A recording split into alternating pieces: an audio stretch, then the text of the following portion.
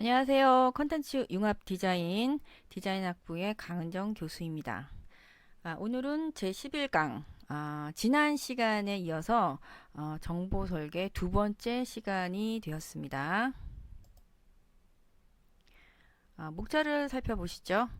첫 번째, 오늘 배우실 내용을 함께 살펴보는 학습 개요 부분이고요. 두 번째, 세 번째가 오늘의 학습 내용이 되겠습니다.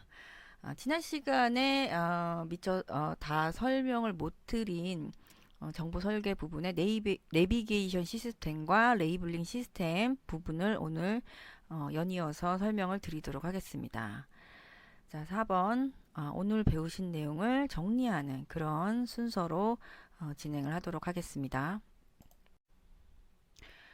오늘의 학습 개요 부분입니다. 자, 오늘 수업을 통해서 첫 번째 내비게이션 시스템에 대해 알아보고 각 사례를 찾아봅니다. 자, 두 번째 레이블링의 종류와 설계 방법을 이해하고 레이블링 시스템을 설계해 보도록 합니다. 자, 주요 내용을 살펴보도록 하겠습니다. 1번 내비게이션 디자인이란 내비게이션 디자인에 대한 정의를 한번 살펴보고요. 2번 내비게이션 시스템의 유형, 종류에 대해서 한번 살펴보고요. 3번 레이블링 시스템이란 무엇인지 레이블링의 정의에 대해서 한번 살펴보고요. 4번 레이블링의 직관성, 5번 레이블링 시스템의 유형에 대해서 알아보는 그런 순서로 되어 있습니다. 자, 먼저 첫 번째 내비게이션 시스템에 대해서 먼저 들어가 보도록 하겠습니다. 정보 설계의 요소 중 지난 시간에 정보 구조에 대해서 설명을 드렸고요. 자, 오늘 내비게이션 시스템과 레이블링 시스템 이 두 가지에 대해서 공부를 해보도록 합니다. 자, 그 첫 번째 내비게이션 시스템에 대한 설명입니다. 내비게이션 디자인이란 내비게이션 디자인은 웹사이트에서의 사용자들의 이동과 관련된 개념입니다. 자, 한 가지만 기억을 하시면 됩니다. 이동과 관련된 개념. 사이버 공간상에서 사용자의 이동 편의성을 증대시킬 수 있는 모든 방법을 설계하는 것을 말합니다. 사이트에서의 이동 경로나 방법 또는 그것을 돕는 구조와 인터페이스, 디자인 등을 포괄하는 표현이라고 할 수 있습니다. 자, 내비게이션 디자인을 다른 말로 항해 설계라고도 얘기를 합니다. 자, 느닷없이 갑자기 항해라는 용어가 나왔어요. 자, 항해라는 단어는 바다와 관련이 있죠. 자, 이런 단어가 어떻게 생성이 됐을까요?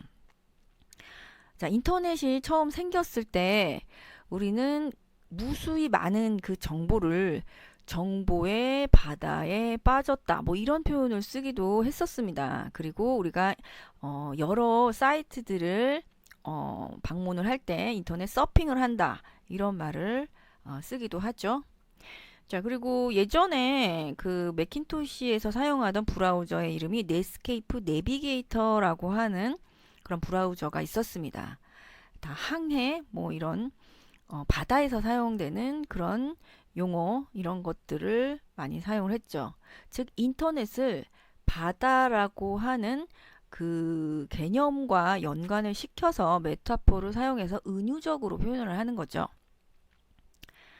자, 실질적이며 구체적인 사용자의 정보 탐색 방법에 관한 것으로 사이트 내에서의 사용자의 이동에 대한 설계이고 사이트의 사용성에 가장 큰 영향을 미치는 요소가 된다라고 했습니다.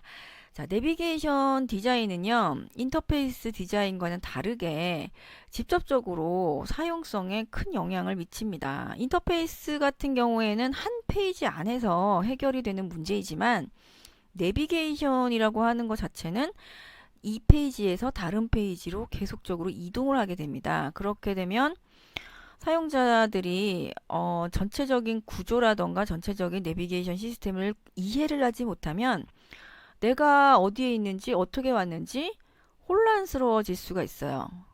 그렇기 때문에 사용성에 가장 큰 영향을 미치는 요소라고 할 수밖에 없죠. 다음 페이지를 한번 살펴보죠. 웹사이트의 사용 편의성 증대를 위해서는 구조 설계에 따른 내비게이션 기능을 갖추어야 한다라고 했습니다. 자, 예를 들어 볼까요? 자, 계열적 구조에서는 이전 페이지와 다음 페이지로의 이동 가능한 내비게이션 기능이 필요하다. 왜 그럴까요? 계열 구조가 어떤 구조죠? 자, 일렬로 진행이 되는 그런 구조입니다. 앞으로 가거나 뒤로 가거나 하는 그런 이동밖에 일어나질 않죠. 그런 구조에서는 앞으로 가는 내비게이션, 뒤로 가는 내비게이션, 요것만 필요한 거죠. 그렇기 때문에 구조가 결정이 되면 거기에 따른 내비게이션 시스템이 결정이 될 수 있다라는 얘기예요. 자, 내비게이션 디자인에서 일어날 수 있는 문제점 3가지를 한번 살펴보도록 하겠습니다. 자, 첫 번째로 일반적인 내비게이션 문제, 두 번째로 방향 상실감, 세 번째로 인지적 과부하. 용어가 조금 어려운 게 있지만 하나하나 들여다보면 여러분들이 인터넷을 사용하기 때문에 다 그 경험해 봤던 그런 문제들입니다. 어렵지가 않아요.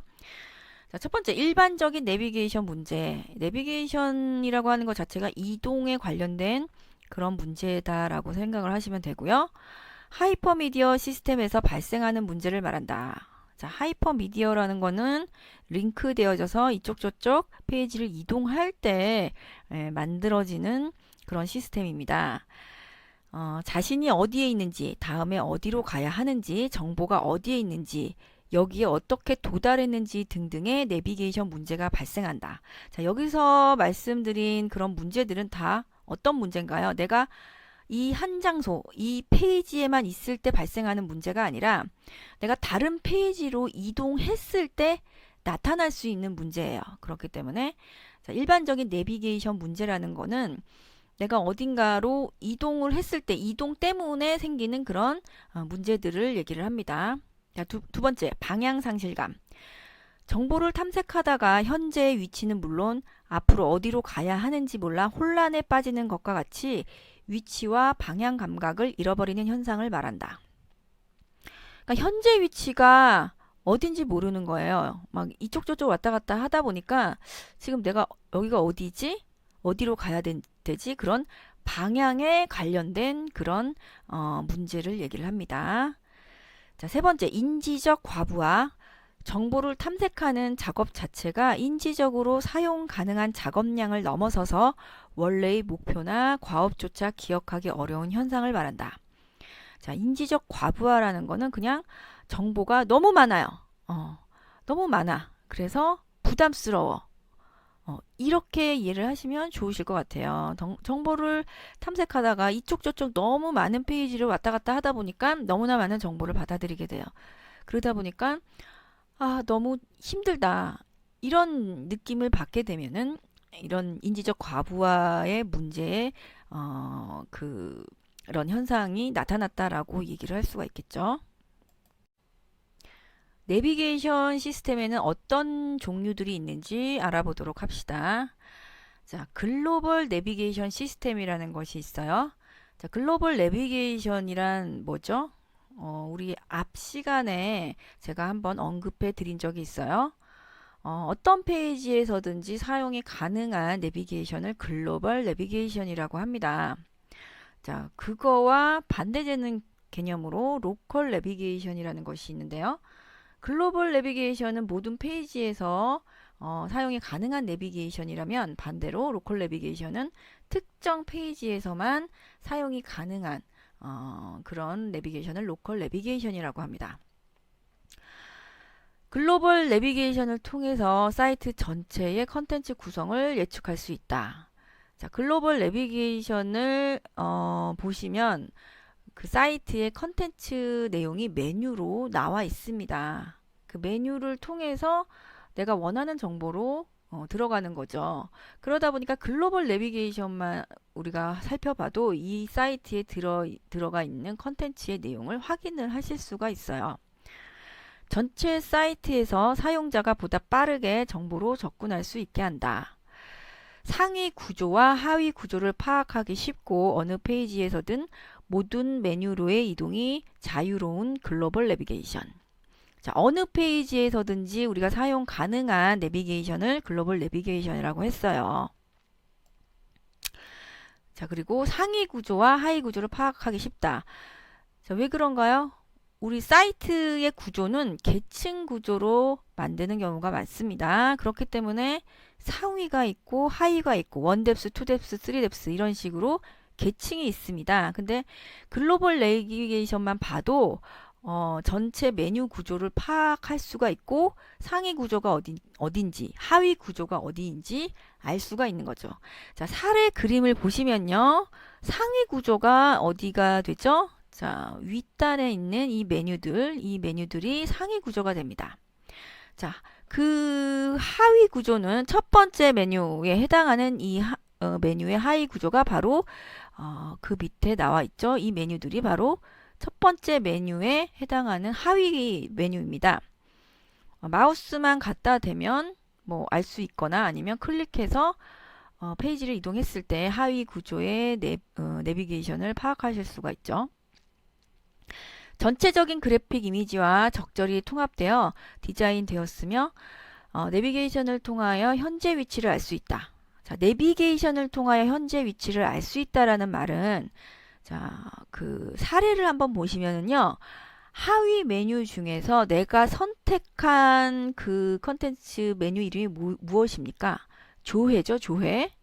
자, 근데 내비게이션에도 어떻게 되어 있나요? 조회라고 하는 메뉴가 선택이 되어져 있어요. 자, 그렇기 때문에 내 위치를 내비게이션을 통해서도 알 수 있게 해줘야 된다. 시각적인 어떤 요소를 집어넣어 주셔야 됩니다.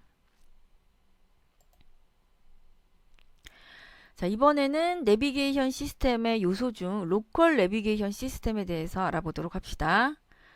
자, 내비게이션 중에 그 글로벌 내비게이션과 어떻게 보면은 반대되는 개념, 글로벌 내비게이션을 보충하는 개념이다라고 생각을 하시면 되고요.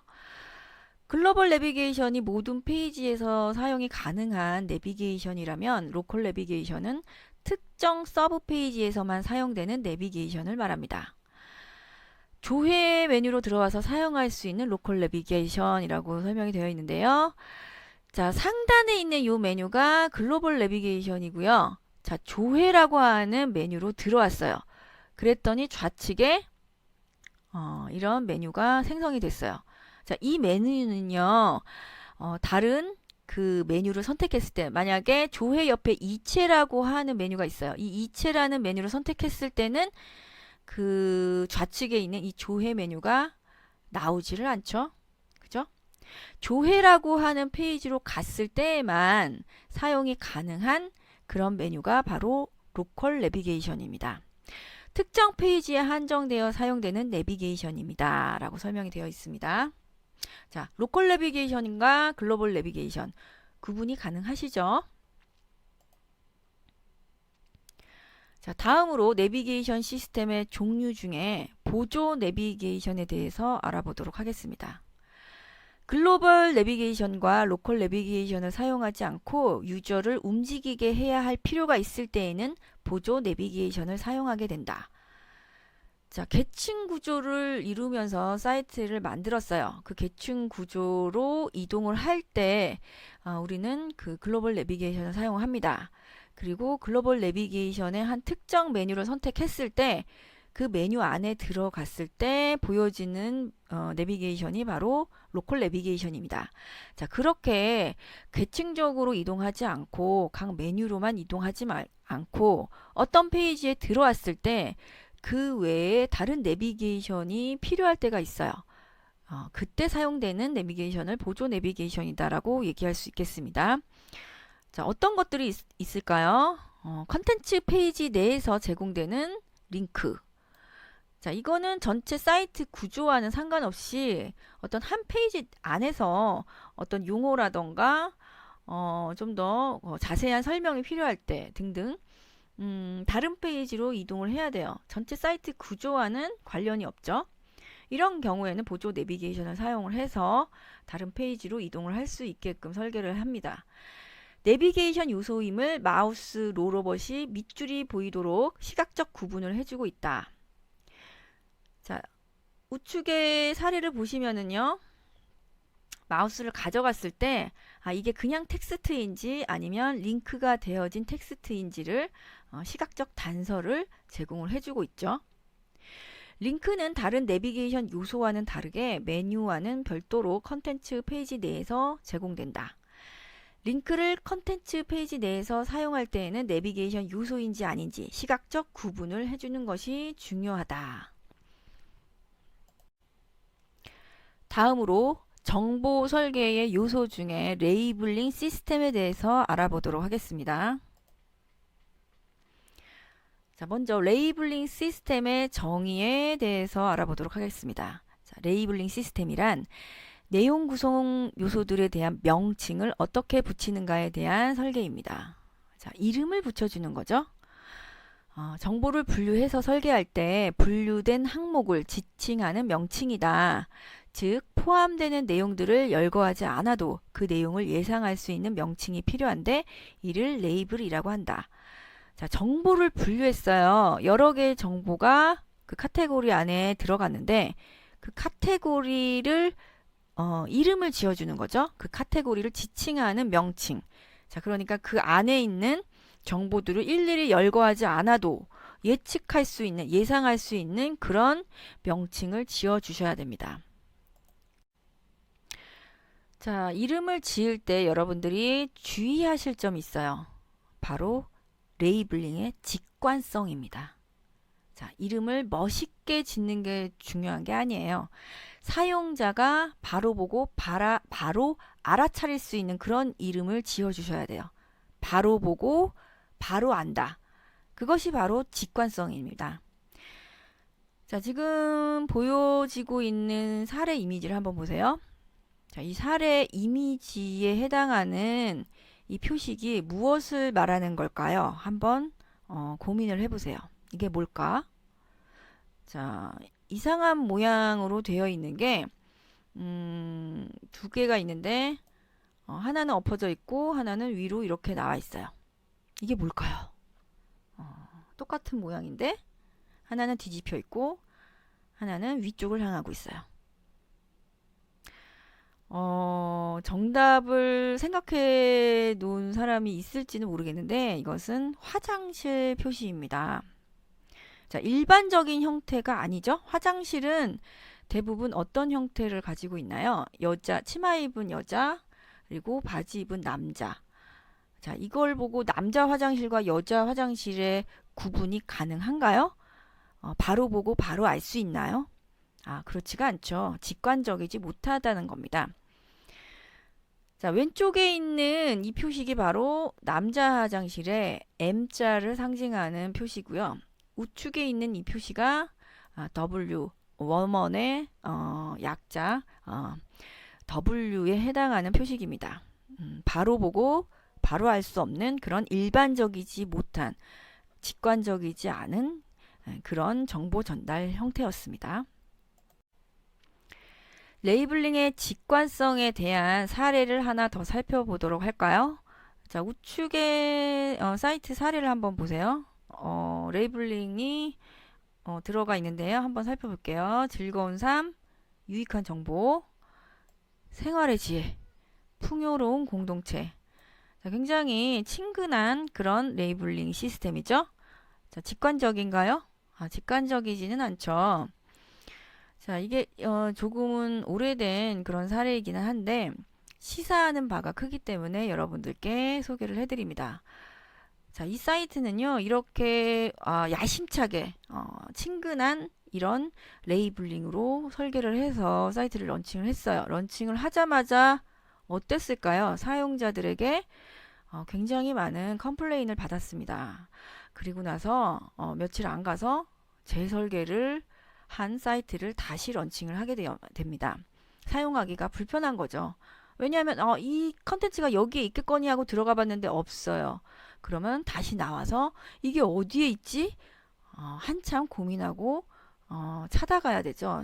시간이 너무 많이 걸린다는 겁니다. 컨텐츠를 내가 원하는 정보를 찾기 위해서 너무나 많은 시행착오를 겪는다는 거예요. 사용자에게 외면을 당하게 됩니다. 레이블링은 이렇게 친근하거나 멋지거나 한다고 해서 좋은 레이블링이 아니다라는 어떤 시사점을 여러분들께 강조하기 위해서 사례를 보여드렸습니다. 레이블을 보고 그 내용을 바로 알 수 있어야 합니다. 그런데 이 사례는 바로 알 수 없죠. 일반적인 형태도 아니고 직관적이지도 않은 정보 전달 형태였습니다. 자, 레이블링 시스템의 유형을 한번 살펴보도록 할게요. 내비게이션 시스템 속의 레이블. 내비게이션 시스템에는 어떤 것들이 있죠? 메뉴가 있죠? 메뉴들이 나열이 되어 있는데 그 내비게이션 시스템 속의 메뉴들은요.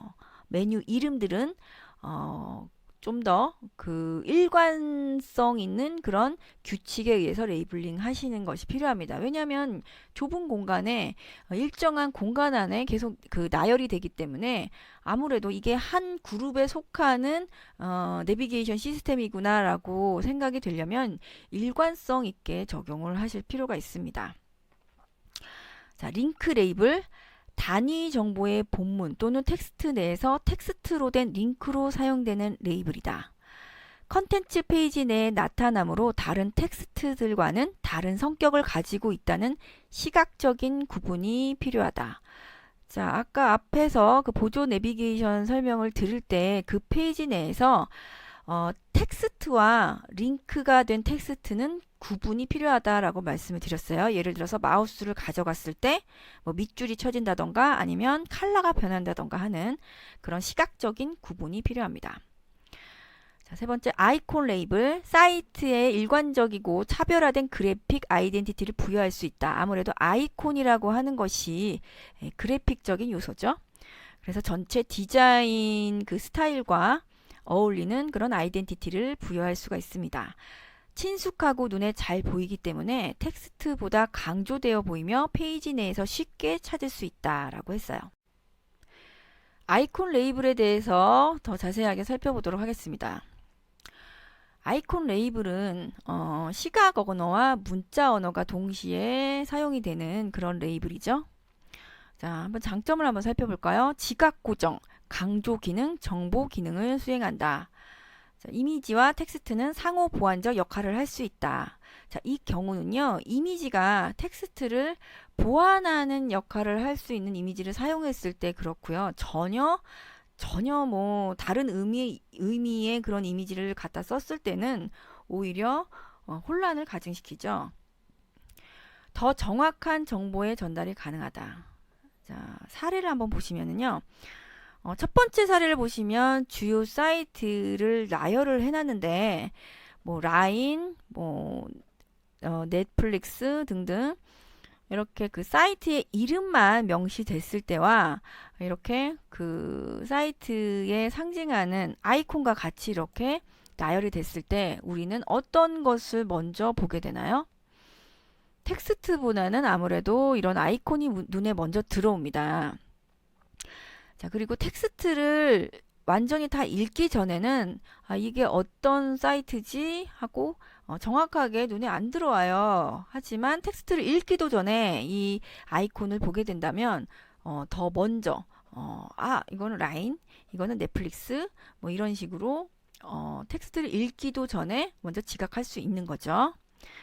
자, 두 번째 사례 보시면 옥션 베스트라고 되어 있는데요. 자, 브랜드 패션, 패션 의류, 신발 잡화. 자, 텍스트를 읽기도 전에 아이콘이 눈에 먼저 들어옵니다. 그 아이콘은 텍스트를 상징할 수 있는 그런 이미지를 사용을 하게 되죠. 자, 이렇게 시각 언어는요, 지각을 고정시키고 강조해주고 상호 보완되는 그런 정보 기능의 역할을 한다라는 것을 아실 수가 있습니다. 자, 다음으로 효과적인 레이블링 시스템 만들기입니다. 사이트 소유자가 아닌 사이트 사용자의 생각과 언어를 반영해 주어야 합니다. 만드는 사람의 머릿속에 있는 개념으로 만드시면 안 되죠. 이 사이트를 사용할 그 타겟 사용자의 눈높이에 맞춰서 레이블링 시스템을 만드셔야 합니다. 자, 첫 번째, 현재 사용 중인 표현법이나 레이블링명을 검토합니다. 레이블링을 적용하기 이전에 사이트를 구축하는 동안 내렸던 많은 결정들을 숙고한다. 기존의 레이블명을 문서화하는 작업도 중요하다. 다른 웹사이트를 참고한다. 독특한 레이블보다는 일반적이고 모든 사람들이 익숙한 레이블링이 안전할 수도 있다. 자, 그렇기 때문에 벤치마킹은 UI에 있어서는 정말 필수적입니다. 레이블링에 있어서도 필수적이고요. 어떤 카테고리의 범위를 정하는 데 있어서도 사용자들이 이미 익숙하게 알고 있는 그런 카테고리 범위를 여러분들이 분류를 해주시는 게 좋겠죠. 아무래도. 가능한 한 레이블들을 구체적으로 기술할 수 있도록 하고 다른 것들과 차별화하도록 노력해야 한다. 만약 서로 다른 정보를 표현하는 레이블링이 비슷하거나 차별화되지 않는다면 유저는 선택하는 데 어려움을 겪을 것이다. 어떤 내용을 포괄하고 있는지 정확하게 파악해서 그 하위의 내용들을 잘 표현할 수 있는 레이블링을 정해야 한다. 레이블링 시스템의 전체적인 크기와 표현의 일관성이 있어야 한다. 자, 실습 시간에 여러분들도 이제 구조 설계하시고 각 구조 설계한 각각의 그 분류들을 이름을 정해주는 레이블링 작업을 해주셔야 되는데 이러이러한 방법들을 잘 숙지하신 후에 레이블링 시스템을 만드시면 좋으실 것 같습니다. 자, 오늘 배우신 내용을 정리해 보도록 하겠습니다.